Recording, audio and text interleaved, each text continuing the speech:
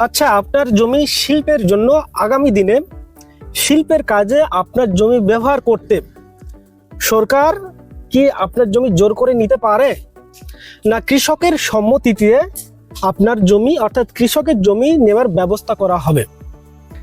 আগামী এই নতুন নীতি বা নতুন পলিসিতে আপনার জমির দাম বা ভবিষ্যতে জমির ব্যবহারের প্রভাব কতটা কি পড়তে পারে? এই প্রশ্নগুলো আজকের দিনে খুবই গুরুত্বপূর্ণ, কারণ এর আগের যে গভর্নমেন্ট বা সরকার ছিল টিএমসি, বর্তমানে বিজেপি গভর্নমেন্ট গড়ে উঠেছে বা প্রতিষ্ঠিত হয়েছে। আমাদের রাজ্যের পশ্চিমবঙ্গের রাজ্যের মুখ্যমন্ত্রী হলেন মাননীয় শুভেন্দু অধিকারী মহাশয়। তিনি বিভিন্ন সরকারি মঞ্চ থেকে মুখ্যমন্ত্রী কয়েকবার একই কথা বারবার রিভাইজ করে বলেছেন যে শিল্পের জন্য এই রাজ্যে জমি আর কোনো বাধা থাকবে না। অর্থাৎ আমাদের বোঝে নিতে হবে যে শিল্পের জন্য আমাদের রাজ্যের জমির যে ল্যান্ড পলিসি বা জমির নীতি, সেটার অনেকটা পরিবর্তন আসতে চলেছে। মুখ্যমন্ত্রীর ভাষণ থেকে আমরা এটা বুঝতে পারি কমসে কম যে জমির নীতি নির্ধারণ বা ল্যান্ড পলিসি বা সিলিং পলিসি এর অনেকটা পরিবর্তন আসতে চলেছে। প্রথমেই একটা বিষয় পরিষ্কার করে দিই যে পশ্চিমবঙ্গের জমির যে ল্যান্ড পলিসি বা নতুন নিয়ম, এখন এই সমস্ত ধরনের জমির নিয়ম বদলে যায়নি। তবে হ্যাঁ, ল্যান্ড পলিসির পরিবর্তন নিয়ে আসা হবে, অর্থাৎ পরিবর্তন করা হবে, তার উদ্যোগ একটা বোঝা যাচ্ছে বিভিন্ন মাধ্যমে।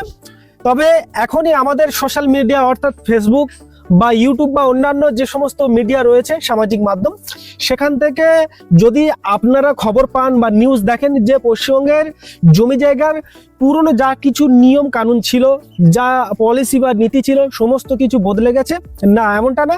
এমন ধরনের নিউজ বা এমন ধরনের কোনো কোথাও টেক্সট লেখা বা ইমেজ লেখা বা ভিডিও দেখলে বিশ্বাস করবেন না।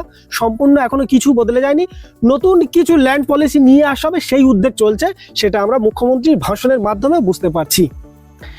ভিউয়ার্স, এবারে আসি আসল বিষয়, আসল কথায়, যে শিল্পের জন্য জমির দরকার এবং অনেকটা জমি দরকার। তো কৃষকের কাছ থেকে, সাধারণ জমির মালিকের কাছ থেকে জমি কিভাবে নেওয়া হবে বা কিভাবে অধিগ্রহণ করা হবে সেই নিয়ে আমাদের রাজ্যে একটা বড় বিতর্ক রয়েছে। আমাদের চোখের সামনে প্রমাণিত নন্দীগ্রাম সিঙ্গুর, যেখানে টাটা শিল্প স্থাপন করবে, জমি অধিগ্রহণ নিয়ে এই নিয়ে অনেক বিতর্ক রয়েছে। সে বিষয়ে আমি যাচ্ছি না, প্রত্যেকের আলাদা আলাদা মতামত থাকতে পারে। সহজ কথাই যে জমি অধিগ্রহণ গভর্নমেন্ট কিভাবে করবে, কৃষকের কাছে জোর করে নেবে না অন্য কোনো উপায় খুঁজে বের করবে? যেখানে জোর করবে না, যদি কৃষকের জমি প্রয়োজন হয়, সাধারণ জমির মালিকের জমি প্রয়োজন হয় শিল্পের জন্য, তাহলে মালিকের সম্মতিতে কিভাবে শিল্পের জন্য জমির ব্যবস্থা করা হবে, জমি অধিগ্রহণ করা হবে, সেটাই হচ্ছে বর্তমান সরকারের মূল লক্ষ্য। মুখ্যমন্ত্রী বিভিন্ন সরকারি মঞ্চ বা রাজনৈতিক মঞ্চ থেকেও বলেছেন। এই জায়গায় ল্যান্ড পোলিং এর মতো ব্যবস্থা বা ল্যান্ড সিলিং এর যে রুলস রয়েছে সেটা তুলে দেওয়ার ব্যবস্থার কথা আসছে। মুখ্যমন্ত্রী তিনি নিজেই বলছেন, বর্তমান গভর্নমেন্ট, যে ল্যান্ড সিলিং এর কথা তিনি বারবার বলছেন যে কোনো ব্যক্তি বা কোনো কোম্পানির নামে ম্যাক্সিমাম কতটুকু বা কত হেক্টর জমি থাকতে পারেন, সেটা একটা সীমানা নির্ধারণ রয়েছে। তার একটা গেজ বাঁধা রয়েছে যে এত হেক্টর জমি একটা কোম্পানি বা একটা ব্যক্তির নামে সে মালিকানা রাখতে পারে। তো নতুন গভর্নমেন্ট, মাননীয় মুখ্যমন্ত্রী তিনি বলছেন যে এই সিলিং পদ্ধতির কারণে অনেক কোম্পানি তারা আটকে গেছে এই রাজ্যে। তো মুখ্যমন্ত্রী বলছেন যে নতুন পলিসি বা নতুন নিয়ম বা রুলস আনাবে, যেখানে সিলিং পদ্ধতি থাকবে না। একটা কোম্পানি সেই ইচ্ছা মতো জমি কিনে সেখানে কোম্পানি স্থাপন বা ভিত গড়তে পারে। এইবারে আরেকটা যে পদ্ধতির কথা বলা হচ্ছে যে ল্যান্ড পোলিং। ল্যান্ড পোলিং বলতে আমরা যেটা সহজ ভাষায় বুঝি, আপনারা দেখবেন যে শহর লাগোয়া বা তার কাছাকাছি দেখবেন বিভিন্ন জায়গায় অনেক বড় জায়গা, 30 বিঘে 40 বিঘে জমি প্লটিং করে বিক্রি করা হচ্ছে। অ্যাকচুয়ালি এটা হচ্ছে ল্যান্ড পোলিংও বলা যায়। ল্যান্ড পোলিং এর ব্যবস্থার মাধ্যমেও একটা কোম্পানি বা শিল্পও গড়ে উঠতে পারে। কিভাবে?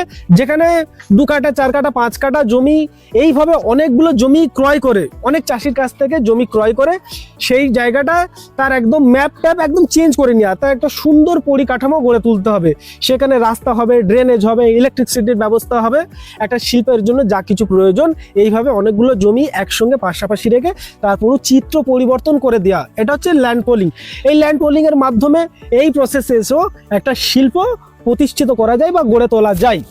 একটা বিষয় খুবই গুরুত্বপূর্ণ যে কোন জমি চাষিদের কাছ থেকে কিভাবে নেওয়া হবে, জমির মালিক কি সুবিধা পাবেন, তার ক্ষতিপূরণ কিভাবে পাবে, বা সেই জমির অংশ কিভাবে নির্ধারণ করা হবে অধিগ্রহণের ক্ষেত্রে। এই যে ব্যবস্থা বা এই নীতিমালা, এটা সম্পূর্ণ চূড়ান্ত যে নীতি তৈরি করা হবে বা কার্যকর করা হবে, তখন আমরা জানতে পারবো। এখন যদি আমি আমার মতো বলি, আরেকজনের মতো বলবেন, এটা সম্পূর্ণ ভুল বলা হবে। আমি আরো একবার রিপিট করে বলছি যে কোন জমি শিল্পের জন্য গভর্নমেন্ট চাষির কাছ থেকে বা কৃষকের কাছ থেকে কোন জমি কিভাবে গ্রহণ করবেন, মানে অধিগ্রহণ করবেন, একজন কৃষক বা চাষি তিনি কি সুবিধা পাবেন, তার ক্ষতিপূরণ বা তার জমির অংশ কিভাবে, তা একটা সিস্টেম বা পলিসি বা একটা পদ্ধতি সেটা বন্দোবস্ত করা হবে, সেটা সম্পূর্ণ চূড়ান্ত নীতিমালার উপর ডিপেন্ড করবে। এখন কিছু বলা যাবে না। ধরুন আপনার এলাকায় আগামী দিনে ভবিষ্যতে একটা বড় প্রজেক্ট বা বড় শিল্প গড়ে ওঠার সম্ভাবনা রয়েছে। সেক্ষেত্রে আপনার এলাকা বা তার চারপাশে দেখবেন তার পরিকাঠামো অনেকটা পরিবর্তন হতে থাকবে। তার রাস্তাঘাট, তার বিদ্যুৎ যে সুবিধা রয়েছে, তার ড্রেনেজ, তার ছোট ক্যানেল বা খাল, নদী কাছাকাছি থাকলে সে তো আরও ভালো। এই সমস্ত দেখবেন একটা শ্রেণী বা এরিয়া, তার পরিকাঠামো আস্তে আস্তে চেঞ্জ হবে। সেক্ষেত্রে আপনার জমির দাম বাড়বে, এটা স্বাভাবিক। তবে হ্যাঁ, নিশ্চিত নয় যে জমির দাম বাড়বে, তবে হ্যাঁ আপনার জমির চাহিদা বাড়বে, আপনার জমির দাম বাড়বে, এটা স্বাভাবিক। তাই আমি বলবো এখনই আপনার জমির কাগজপত্র ঠিকঠাক করে রাখুন। আপনার যে দলিল রয়েছে, আপনার যে খতিয়ান বা পর্চা রয়েছে, দাগ নম্বর, খতিয়ান নম্বর, এগুলো এখন থেকে যাচাই করে রাখুন। বিশেষ করে যারা নতুন করে জমি কিনেছেন বা দলিল করেছেন, তারা পিঠ দলিলটাও সংগ্রহ করে রাখুন। এবং যারা পৈতৃক সূত্রে নিজের নামে রেকর্ড করে রেখেছেন, অবশ্যই পুরনো RS পর্চাটি অন্তত সংগ্রহ করে রাখবেন। এরপরে যে বিষয়টি হলো, আপনি যদি খবর পান বা আপনার কাছে খবর আসে আপনার এলাকায় বা আপনার যেখানে জমি আছে সেই এলাকায় বা তার কাছাকাছি কোনো বড় শিল্প একটা গড়ে উঠতে চলেছে, অবশ্যই সেক্ষেত্রে আপনি কাগজপত্র তো ঠিক করে রাখছেন, কিন্তু এই খবর শুনে যে আপনি তড়িঘড়ি আপনার জমিটি বিক্রি করে দেবেন, হয়তো কেউ একটু বাজার মূল্য ছেড়ে একটু দাম বেশি দিতে চাইছে, বিক্রি করে দেবেন, এই ভুলটা করবেন না। আপনি আগে প্রকৃত তথ্য যাচাই করুন।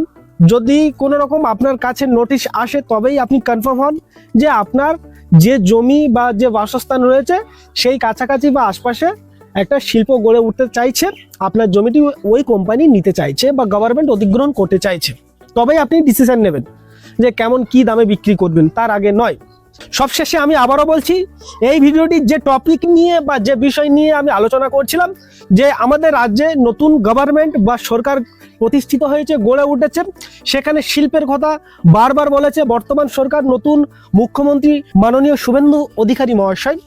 সেখানে ল্যান্ড পলিসি বা জমির নীতি যে নির্ধারণ করা হয় বা নতুন আইনের একটা উদ্যোগের কথা খবর আসছে, শোনা যাচ্ছে যে গভর্নমেন্ট এই চিন্তাভাবনা বা এই উদ্যোগ নিয়েছে। কিন্তু এখনো পর্যন্ত চূড়ান্ত কোনো ডিসিশন বা সিদ্ধান্ত আমরা এখনো পাইনি, কোনো নিউজ চ্যানেলের মাধ্যমে হোক বা অন্য কোনো সূত্রের মাধ্যমে আমরা পাইনি। শুধু একটা বিষয়, মুখ্যমন্ত্রী সরাসরি ওপেন ক্যামেরায় বলেছেন যে ল্যান্ড সিলিং যে পদ্ধতি রয়েছে এটা তুলে দেবেন, এটা শেষ করে দেবে। একটা কোম্পানি সে যদি একটি প্রতিষ্ঠান গড়ে তুলতে চায়, যতটা জমির সে কিনে রাখতে পারে সেই শিল্পের জন্য কোনো লিমিটেশন বা গেজ বাঁধা থাকবে না। তো সেই জন্য আমি বলছি যে নতুন পলিসি নিয়ে যখন চূড়ান্ত সিদ্ধান্ত জানাবে, আমি অবশ্যই আপনাদের সামনে আলোচনা করব। আজকের ভিডিওতে জাস্ট এইটুকু আলোচনা করলাম আপনাদের সামনে। তো ভিউয়ার্স, এইখানে শেষ করছি। যারা এই চ্যানেলের নতুন দর্শক বন্ধুদের কাছে রিকোয়েস্ট, চ্যানেলটি সাবস্ক্রাইব করে রাখুন। দলিল, পর্চা, জমি জায়গার মাপজোক, সরকারি বিভিন্ন আপডেট পেতে অবশ্যই চ্যানেলটি সাবস্ক্রাইব করে রাখুন। ভিডিওটি ভালো লাগলে অবশ্যই একটি লাইক দেবেন, আপনাদের মতামত কমেন্ট বক্সে জানাবেন। সবাই ভালো থাকবেন, সুস্থ থাকবেন, ধন্যবাদ।